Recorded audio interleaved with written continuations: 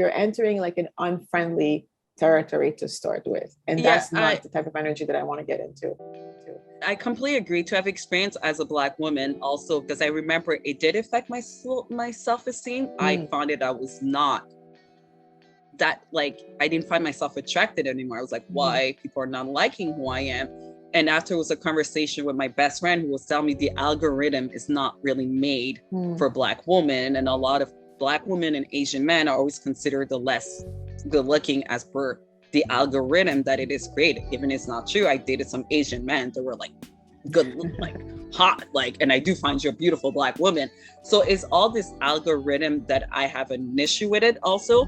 And also for dating apps, it's just, I find it's just so much investment. I felt that my friends, I had some friends who used to spend like an hour per day on dating apps. So for me, it's all this, that. But also you did mention you met people. You could meet people online, but in a different way. And I think that's what was good with the pandemic.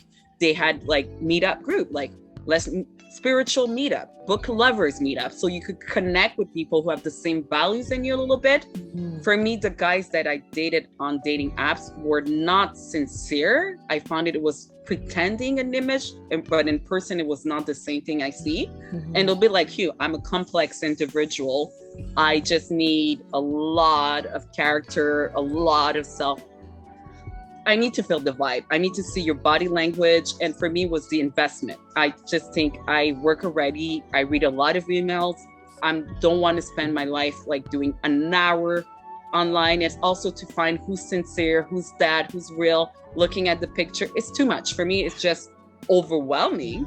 But I know from friends who did dating online, who did dating app, like my friend who did create my profile, who did an excellent job, because I didn't want to do profile and I don't like bragging, like saying I'm the best, I do this. I find it very weird that I find it a little bit self-narcissistic, to be honest. And I remember it was one of my friends who took my cell phone, who wrote my profile. But I thought that was a good idea to ask a friend that you trust to write your profile, because she did show my character while she was writing that profile. But I know for her, when she go online, she already have her criteria.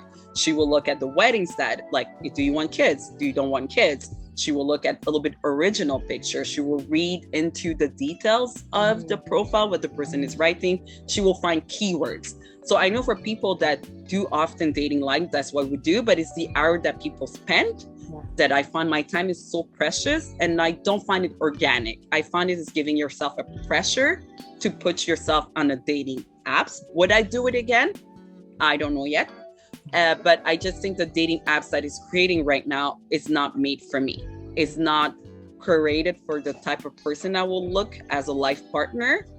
But I know some friends at work. So I guess it's to each their own. And I think what I will tell to people is just because people don't like you and people don't say yes, they say no often, doesn't mean that is something to do with you.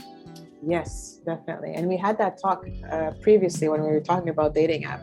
The thing is, like, if you want to use a dating app to find a conscious relationship, is definitely possible, but you have to enter it in an intentional way and be aware of the way that you're projecting yourself, and also aware of what you're paying attention to when you're on a dating app. Because it's very easy to get distracted by the good-looking guys or the good-looking girl there. And you kind of lose your mind into like, what are you here in the first place? Because it's made for that. The app is made for you to stay on.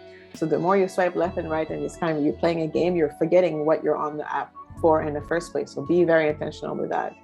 And I remember we talked about this idea of like profile, because there's a statistic that says that people spend like 3-5 seconds on each profile. They don't really read a lot of the stuff. So how can you actually stop somebody and showcase who you are? Like, stop the right person to showcase who you are, when most people are kind of like swiping super fast, like barely looking at what's going on.